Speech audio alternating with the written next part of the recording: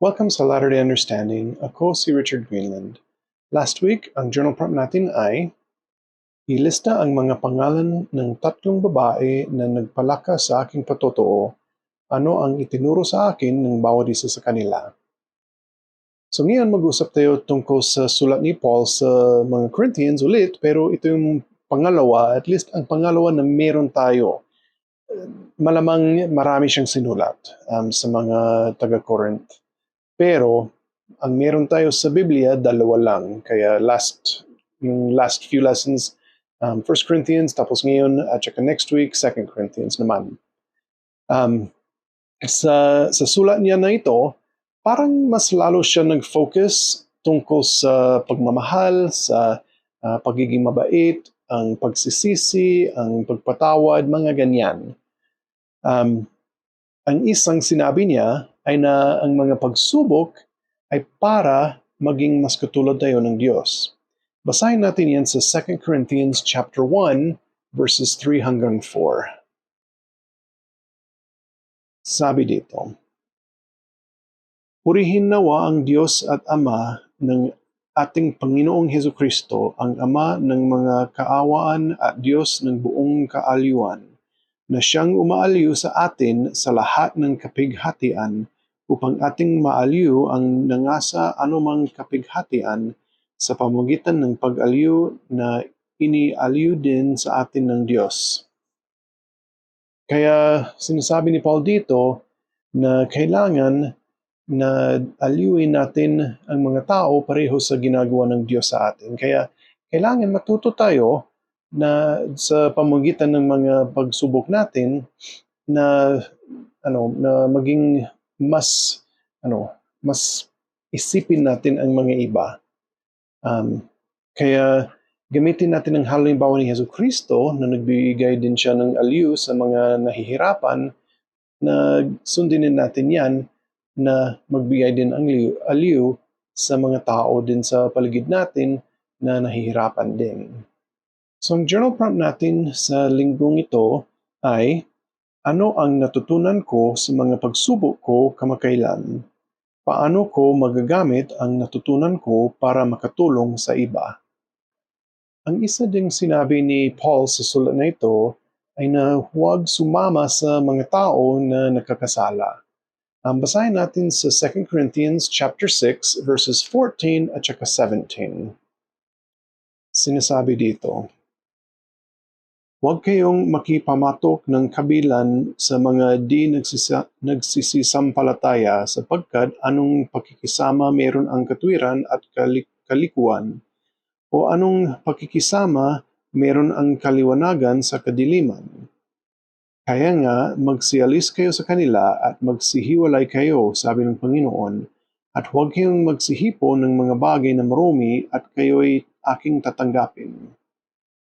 Kaya ang sinasabi dito ni Paul na magsialis tayo sa mga nagkakasala, hindi naman ibig sabihin na hindi tayo sasama kailan sa mga hindi miyembro, sa mga may mga desisyon sa buhay nila na hindi maganda. Pero syempre, lahat naman tayo may ganyan naman.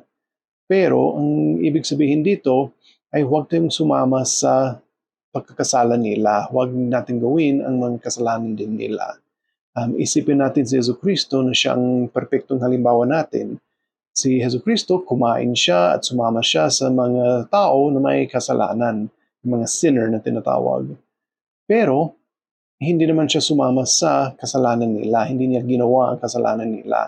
Ang ginawa niya, sumama siya sa kanila, pero sinabihan niya sila na kailangan magbago sila. Nagpakita siya ng pagmamahal sa kanila para mas lalo nila maramdaman na tama ang sinasabi niya na kailangan magbago sila. Kaya tayo din, kailangan nasa mundo tayo. Wala naman tayong magagawa niyan. Kailangan talaga nasa mundo tayo. Kaya makikita talaga natin ang mga tao na may kasalanan. Tayo din kasama doon, may mga kasalanan din.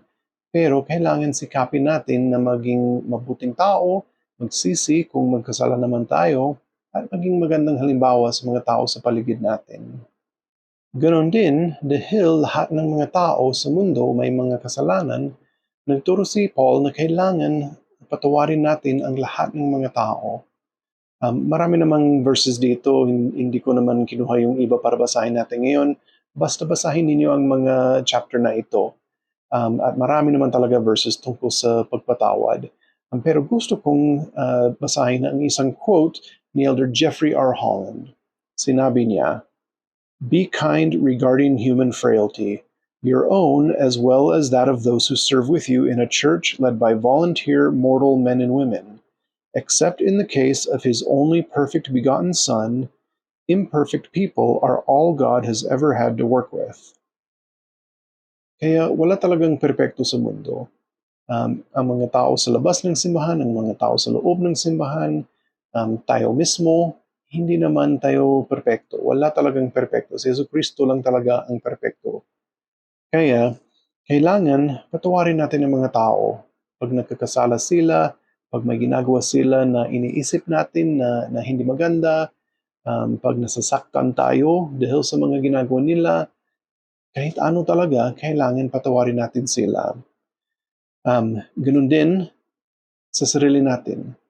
Kailangan patawarin natin ang sarili natin. Siyempre, alam naman natin ang mga kasalanan natin. Alam naman natin na marami tayong problema sa buhay. Kung minsan, iniisip natin na, ay, ano ang gagawin ko nito kasi talagang masama ako na tao dahil palagi ako nakakasala. Pero isipin natin na hindi naman ganyan ang Diyos. Mahal tayo ng Diyos. Basta sinisikapin natin magsisi at magbago at gawin ang tama, ibig sabihin na patawarin natin ang sarili natin dahil patatawarin din tayo ng Diyos. Kaya basta mahalin natin ang sarili natin. Na huwag natin isipin na ayaw natin sa sarili natin o sa sarili nating buhay. Pero isipin din natin na kahit kailangan patawarin natin ang sarili natin, hindi ibig sabihin na pwede nating ituloy ang pagkakasala palagi, na hindi natin iniisip na magsisi tayo o mga ganyan o magbago tayo. Kailangan magbago tayo. Kailangan magsisi tayo kung sa bawat basis na magkasala tayo. Basahin natin ang sinabi ni Paul tungkol dito. Sa 2 Corinthians chapter 7, verse 10.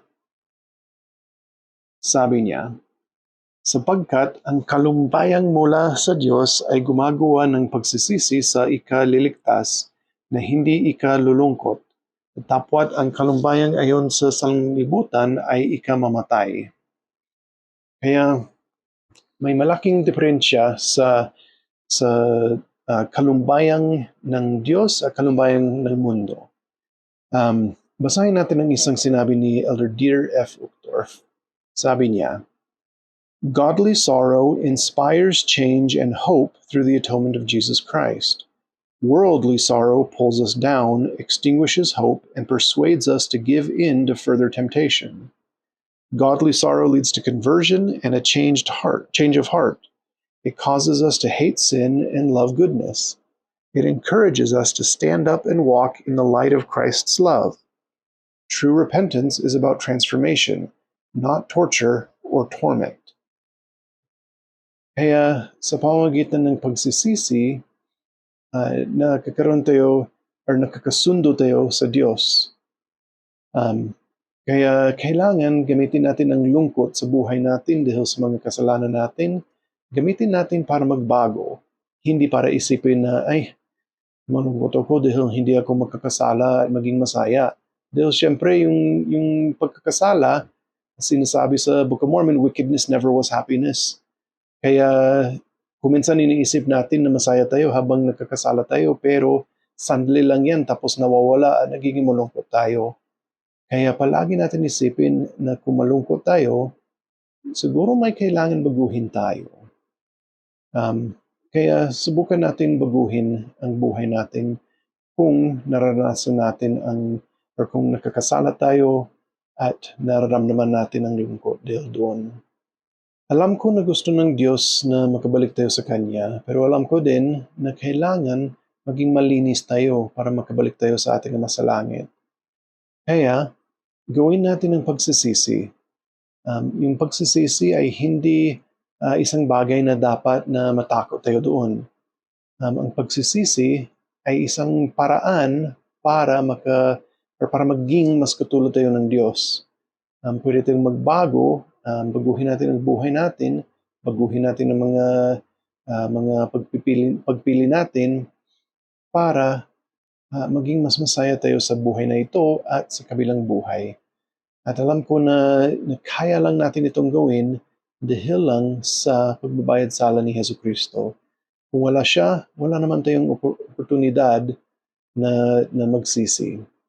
Kahit anong gawin natin, wala lang talaga, magiging morumi pa rin tayo. Pero dahil kay Hesus Kristo, pwede tayong maging malinis kung magsisi tayo, magbago tayo sa buhay natin. At itong iniwan ko sa pangalan ni Hesus Kristo. Amen.